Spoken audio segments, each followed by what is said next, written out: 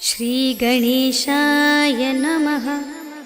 श्रीजानकीवल्लभो विजयते पञ्चमसोपान सुन्दरकाण्ड। शान्तं शाश्वतमप्रमेयमनघं निर्वाणशान्तिप्रदं ब्रह्मा शम्भुफणीन्द्रसेव्यमनिशं वेदान्तवेद्यं विभुम्। रामाख्यं जगदीश्वरं सुरगुरुं मायामनुष्यं हरिं वन्देऽहं करुणाकरं रघुवरं भूपालचूडामणिं। नान्या स्पृहा रघुपते हृदयस्मदीये सत्यं वदामि च भवानिखिलान्तरात्मा। भक्तिं प्रयच्छ रघुपुङ्गवनिर्भरां मे कामादिदोषरहितं कुरु मानसं च। अतुलितबलधामं हेमशैलाभदेहं धनुजवनकृशानुं ज्ञानिनामग्रगण्यं सकलगुणनिधानं वानराणामधीशं रघुपतिप्रियभक्तं वातजातं नमामि।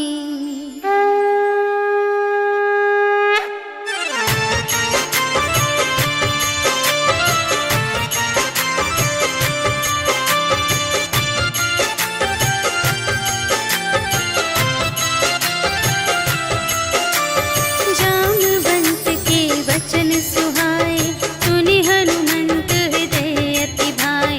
तब लगे मोहि परखे तुम भाई सही दुख कंद मूल फल खाए। जब लगे आवो सीत ही देखी कोई ही काज मोहि हरस विशेषी। यह कही नाई सबनि कहु माता चले हरखी अधरि रघुनाथा। सिंधु तीर एक भूधर सुंदर कौतुक कूदि चढ़े उताऊ पर। बार बार रघुवीर संभारी करके उपवन तनय बल भारी। जेहि गिरि चरण देहि हनुमंता चले सुगा पाताल तुरंता।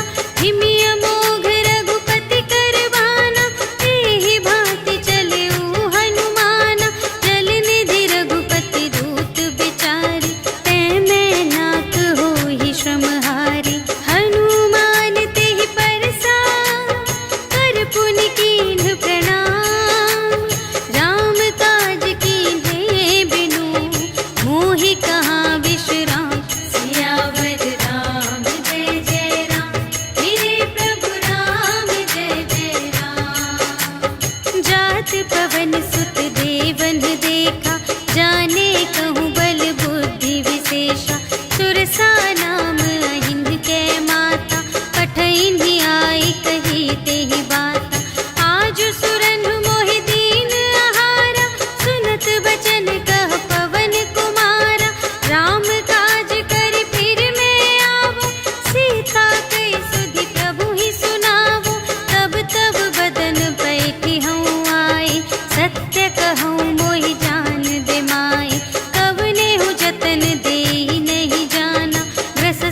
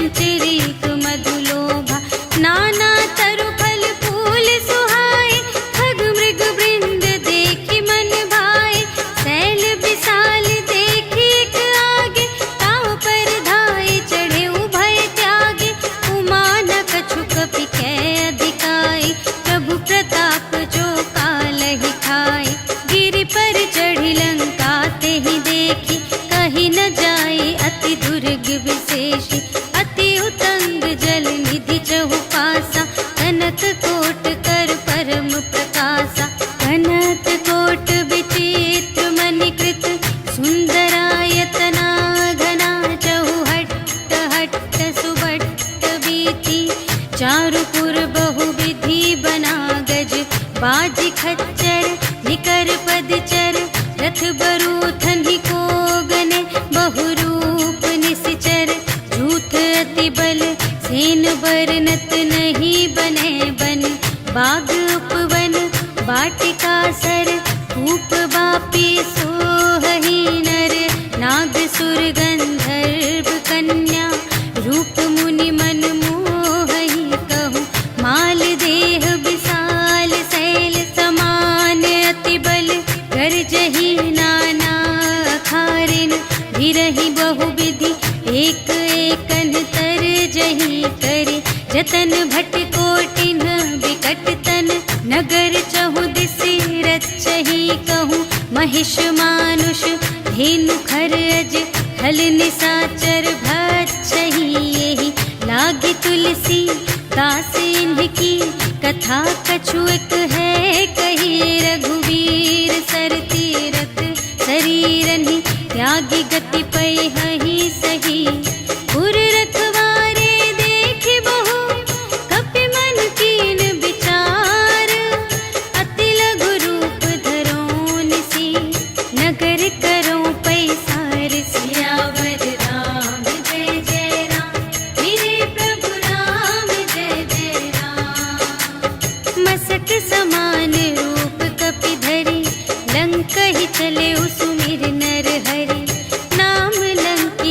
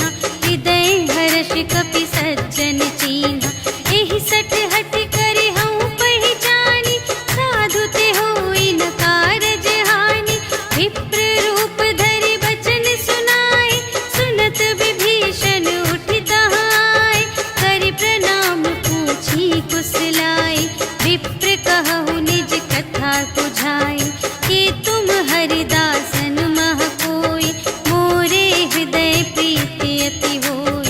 कि तुम राम दीन अनुरागी, आयहु मोहि करन बड़ भागी। तब हनुमंत कही सब राम कथा निज नाम, सुनत जुगल तन पुलक मन, मगन सुमिर गुण ग्राम। सियावर राम जय जय राम, मेरे प्रभु राम जय जय राम। सुनहु पवन सुत रहनी हमारी, जिमि दस नन्ही महु जीव बिचारी। तात कबहु मोहि जानी अनाथा, करि हई कृपा भानु कुलनाथा। तामस तन कछु साधन नाही, प्रीत न पद सरोज मन माही। अब मोहि भा भरोस हनुमंता, बिनु हरि कृपा मिलहि नहीं संता। जो रघुबीर अनुग्रह कीन्हा, तो तुम मोहि दरसु हठि दीन्हा। सुनहु विभीषण प्रभु कै रीति, करहि सदा सेवक पर प्रीति। कहहु कवन में परम कुलीना, कपि चंचल सबहि विधिहीना। रात लेहि जो नाम हमारा, तिहि दिन ताहि न मिलै आहारा। अस में अधम सखा सुनो, मोहु पर रघुबीर। कीन्ही कृपा सुमिरि गुण, भरे बिलोचन नीर। सियावर राम जय जय राम, मेरे प्रभु राम जय जय राम। जानत हूँ अस स्वामी बिसारे, हिरहित काहे न होहि दुखारे। एहि विधि कहत राम गुण ग्रामा, पावा अनिर्वाच विश्रामा। उनि सब कथा विभीषण कही, जेहि विधि जनक सुता तह रही। तब हनुमंत कहा सुनु भ्राता, देखि चहऊँ जानकी माता। जुगति विभीषण सकल सुनाई, चले पवन सुत विदा कराई। करि सोई रूप गयो पुनि तहवा, वन अशोक सीता रह जहवा। देखि मनहि महु कीन्ह प्रणामा, बैठे ही प्रीति जात निस जामा। रिस तनु शीस जटा एक बेनी, जपति हृदय रघुपति गुण श्रेणी।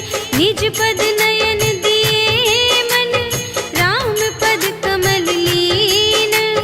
परम दुखी भा पवन सुत, देखि जानकी दीन। सियावर राम जय जय राम, मेरे प्रभु राम जय जय राम।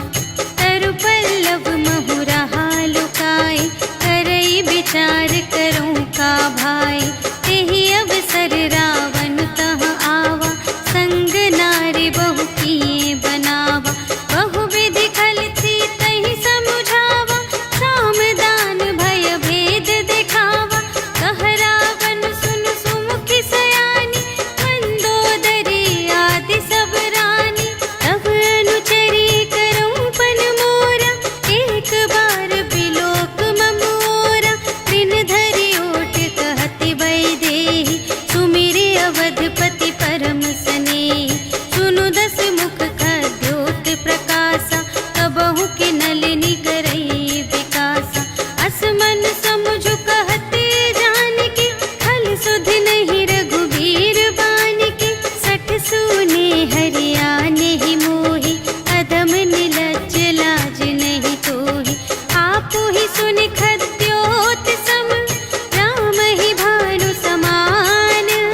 परुष बचन सुनि काढ़िय से, बोला अति खिसियान। सियावर राम जय जय राम, मेरे प्रभु राम जय जय राम। सीता ते मम कृत अपमाना, कटिहउँ तव सिर कठिन कृपाना।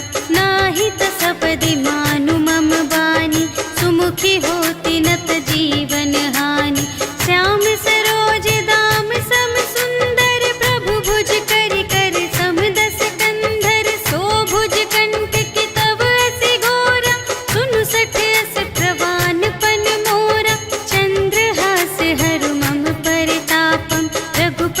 विरह अनल संजातम, शीतल निशित बहसि बरधारा, कह सीता हरु मम दुख भारा। सुनत बचन पुनि मारन धावा, भय तनया कहि नीति बुझावा। कहि सकल निश्चरिन बुलाई, सीतहि बहु विधि त्रास हो जाई। मास दिवस महु कहा न माना, तो मैं मार बिकाढ़ी कृपाना। भवन गयौ दस कंधर, यहाँ पिसाचिन वृंद। सीतहि त्रास दिखावही, धरहि रूप बहुमंद। सियावर राम जय जय राम, मेरे प्रभु राम जय जय राम। त्रिजटा नाम राक्षसी एका, राम चरण रति निपुण विवेका। सबन्हु बोली सुनाए सि सपना, सीतहि सेई करहु हित अपना। सपने बानर लंका जारी, जातु धान सेना सब मारी। हर आरूढ़ नगन दस सीसा, मुंडित सिर खंडित भुज बीसा। एहि विधि सो दक्षिण दिस जाई, लंका मनहु विभीषण पाई। नगर फिरी रघुवीर दोहाई, तब प्रभु सीता बोली पठाई। यह सपना मैं कहूँ पुकारी, होई ही सत्य गए दिन चारि। तासु बचन सुनिते सब डरी, जनक सुता के चरणन ही परी। जहाँ तहाँ गई सकल तब, सीता कर मन सोच। मास दिवस बीते मोहि, मारे ही निश्चर पोछ। सियावर राम जय जय राम, मेरे प्रभु राम जय जय राम। त्रिजटासन बोली कर जोरी, मातु विपति संगिनी तै मोरी। तजो देह करु बेगी उपाय, दुसह बिरहु अब नहीं सही जाई।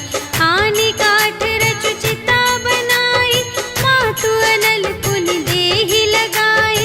सत्य करहि मम प्रीति सयानी, सुनै कुशवन सूल समबानी। सुनत बचन पद गहि समझायसि, प्रभु प्रताप बल सुजसु सुनायसि। निसिन अनल मिल सुन सुकुमारी, अस कहि सो निज भवन से धारी। कह सीता विधि भा प्रतिकूला, मिलिहि न पावक मिटिहि न सूला। देखियत प्रगट गगन अंगारा, अवनि नावत एक अवतारा। पावक मय ससि स्रवत न आगे, मानहु मोहि जानि हत भागी। सुनहि विनय मम विटप अशोका, सत्य नाम करु हरु मम शोका। नूतन किस लय अनल समाना, देहि अग्नि जन करहि निदाना।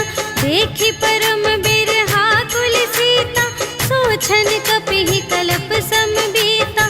कपि करि हृदय विचार, दीन्हि मुद्रिका डारि। तब जन अशोक अंगार दीन, हर्षि उठी कर गहेउ। सियावर राम जय जय राम, मेरे प्रभु राम जय जय राम। तब देखी मुद्रिका मनोहर, राम नाम अंकित अति सुंदर। चकित चितव मुद्री पहचानी, हर्ष विषाद हृदय कुलानी।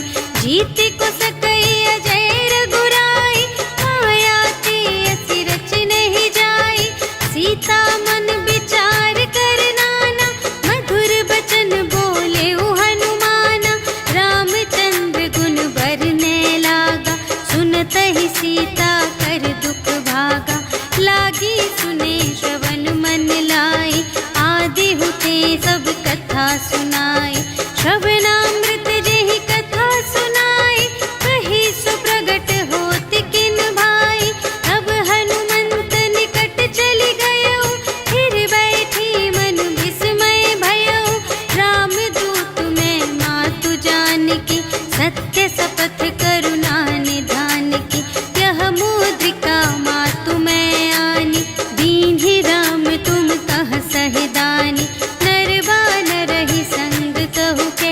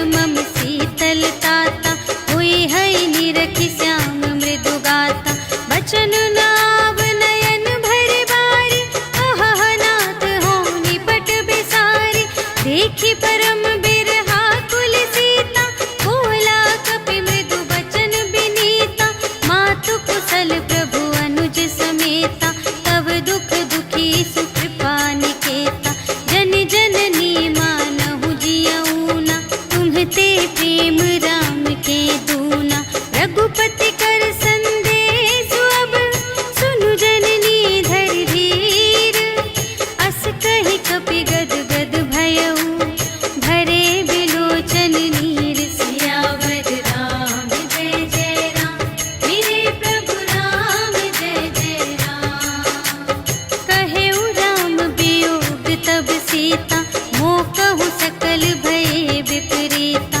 नव तरु किस लय मनहु कृसानु, काल निसा सम निसि ससि भानु। उबलय विपिन कुंत बन सरिसा, पारद तपत तेल जनु बरिसा।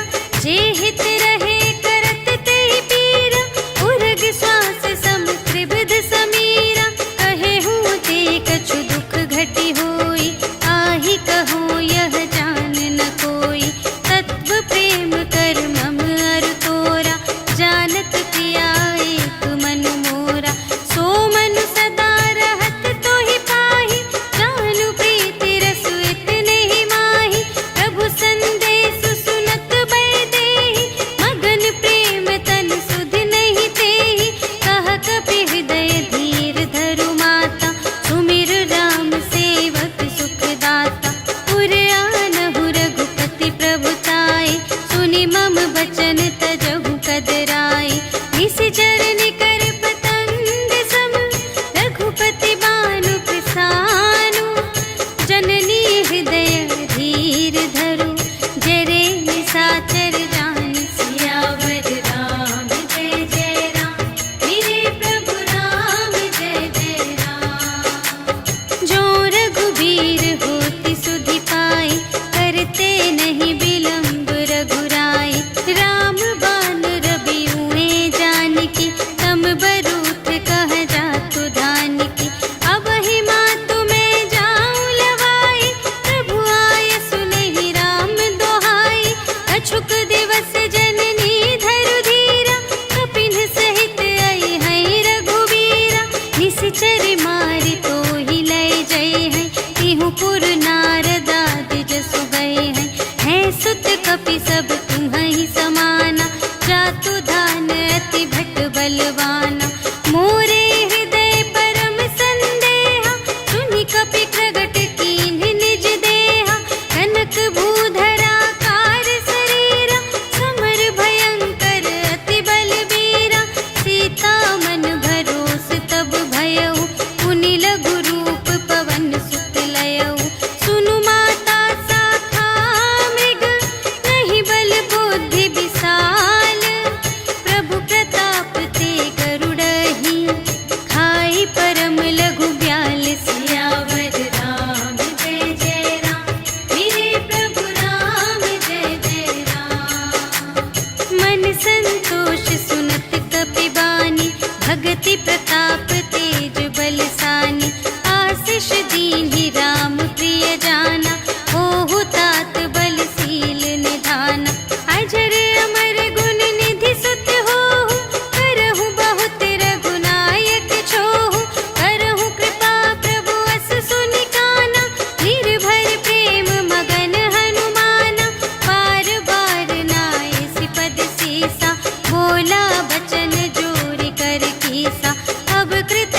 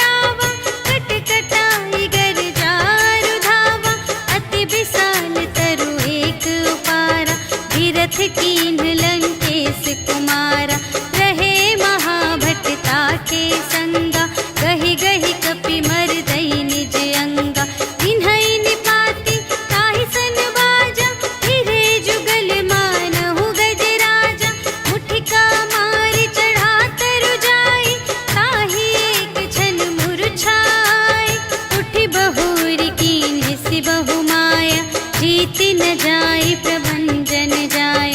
ब्रह्म अस्त्र तेहि सांधा कपि मन कीन्ह विचार। जो न ब्रह्म सर मानव महिमा मिटई अपार। सियावर राम जय जय राम, मेरे प्रभु राम जय जय राम। ब्रह्म बाण कपि कहूँ तेहि मारा, करते हूँ बार कटक संघारा। तेहि देखा कपि मूर्छित भयउ, नाग पास बांधे सिलय गयउ। जासु नाम जपि सुनहु भवानी, भव बंधन काटहि नर ज्ञानी। आसु दूत की बंध तरुआवा, प्रभु कारज लगी कपिहि बंधावा। कपि बंधन सुनि निश्चर धाये, कौतुक लागी सभा सब आए। 10 मुख सभा देखि कपि जाई, कहि न जाए कछु अति प्रभुताई। कर जोरे सुर दिसप बिनीता, त्रिकुटि बिलोकत सकल सभीता। देखि प्रताप न कपि मन शंका, जिमि यहि गन महु गरुड़ असंका। कपिहि बिलोकि दसानन, बिहसा कहि दुर्बाद। सुत बध सुरत कीन्हि पुनि, उपजा हृदय विषाद। सियावर राम जय जय राम, मेरे प्रभु राम जय जय राम। कहलन केस कवन तै कीसा, केहि के बल घाले सिबन कीसा। कीधौं श्रवण सुनेहि नहीं मोहि, देखौं अति असंत सठ तोहि। मारे निश्चर केहि अपराधा, कहु सठ तोहि न प्राण कई बाधा। सुनु रावण ब्रह्मांड निकाया, काई जासु बल बिरचति माया। जाके बल बिरंचि हरीसा, पालत सृजत हरत 10 सीसा। जा बल शीस धरत सहसानन, अंड कोश समेत गिरि कानन। धरई जो विविध देह सुर त्राता, तुमसे सठन सिखावनु दाता। हर को दंड कठिन जेहि भंजा, तेहि समेत नृप दल मद गंजा। हर दूषण त्रिशिरारु बाली, बधे सकल अतुलित बलशाली।